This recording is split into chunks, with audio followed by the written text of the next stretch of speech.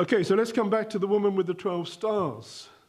As I said, in Roman Catholicism, Mary is often depicted as this woman. If you see pictures in Roman Catholicism of Mary, you see her with the 12 stars around her head. But there are difficulties in it with it being Mary. Obviously, Mary did give birth to Jesus, who clearly is the child who's spoken of in verses 2 to 5. But if you go to the rest of the chapter, verses 6 to 17, it doesn't make much sense if it's talking about Mary.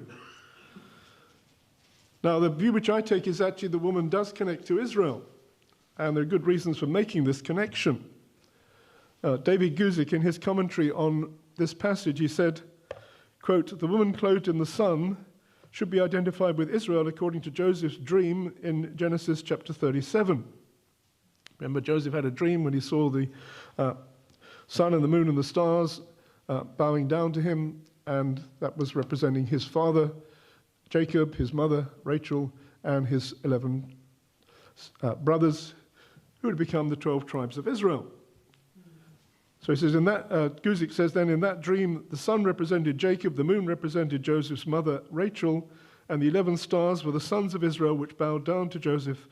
In this sign with 12 stars, Joseph is now among the other tribes of Israel, representing the patriarchs and the 12 tribes of Israel. So they then give birth to the child who is Jesus. It says, being with child. Later, this child is, in this chapter, it's clear that the child born is Jesus. She bore a male child who was to rule all nations with the rod of iron. It also says, being with, she cried out in labor and in pain to give birth. There was some kind of pain involved in the birth of the Messiah. And when you look in the Gospels, there is some pain involved in the birth of the Messiah.